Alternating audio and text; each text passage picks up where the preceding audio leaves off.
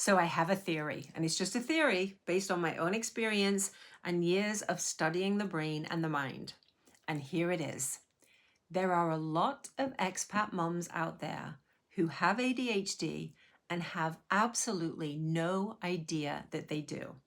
And the reason they have no idea that they do is because expat life has been secretly accommodating them all along. I'm Angela, 30 years as an expat, 11 different countries, divorce, cancer, I have been through it, and I'm here to talk honestly about it all. So let me explain my expat mom ADHD theory.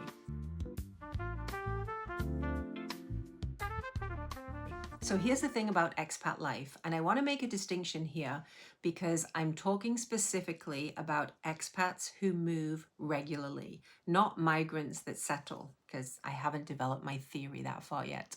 So I'm talking about the expats who are constantly on the move. That life is a dopamine machine.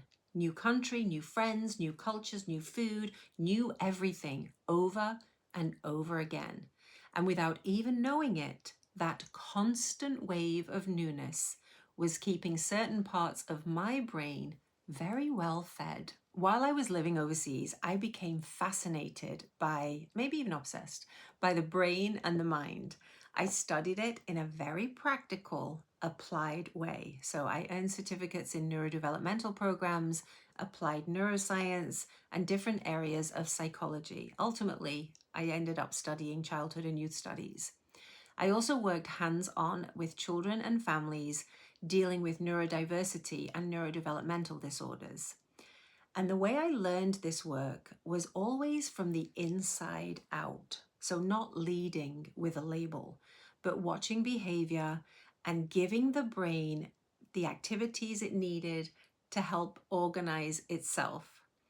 So when I talk about the brain and how it develops, that's the perspective I'm coming from.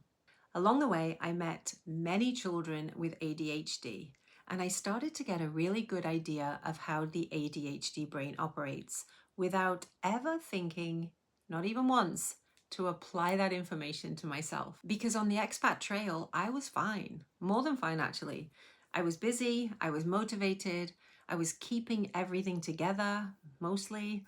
I have my husband's schedule, my children's schedules, homeschooling, moving, settling in, starting over.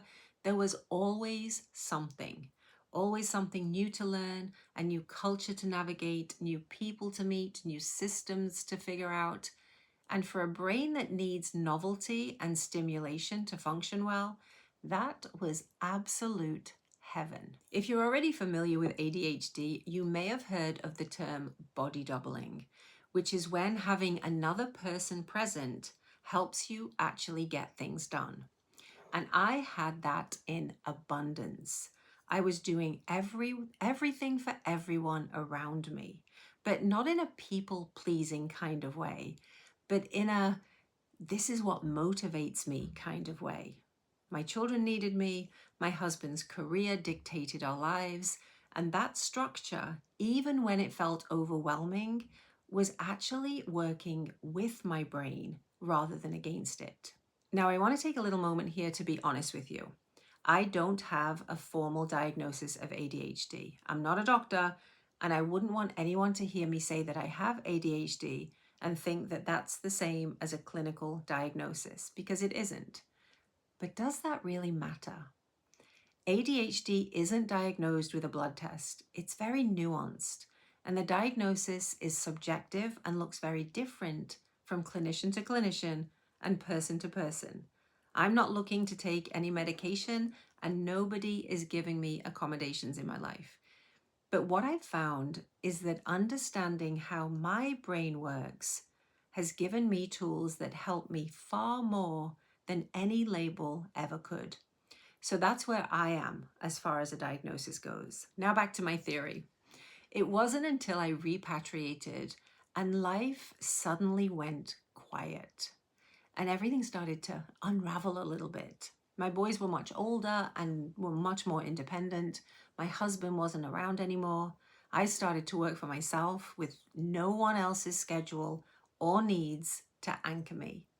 And suddenly, time blindness became very real. not time management, time blindness. And they are two very different things.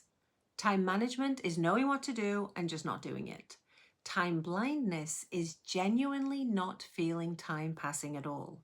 So an hour can disappear and it feels like 5 minutes. You forget to eat, which happens to me all the time.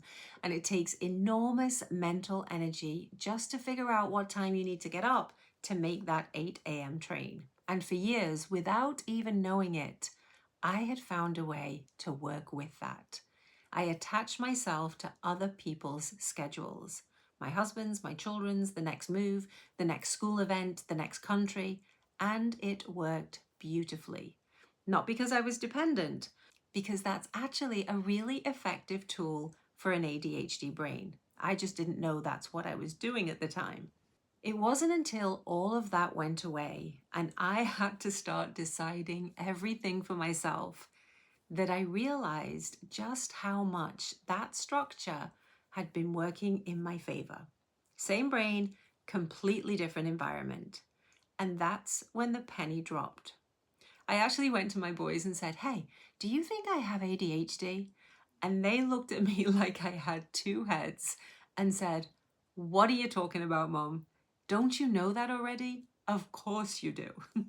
And that was that. That was the beginning of my exploration into my own brain and trying to understand how it works. So if you're an expat mom who moves regularly and you've always felt like you just about manage, like life works somehow, even though you can't explain why, I want you to consider for a moment if it might not just be that you're coping brilliantly in this crazy world, even though you are. It might be that your environment has been accommodating the way your brain works. This is just my theory, and I'd love to know if it resonates with you too. Have you ever felt like the expat life just worked for your brain in a way you couldn't quite put your finger on? Tell me in the comments below, because I genuinely think there are more of us than we realize. And I'd love to hear your experience before I go deeper into this topic. Thanks so much for being here wherever you are in the world, and I'll see you next time.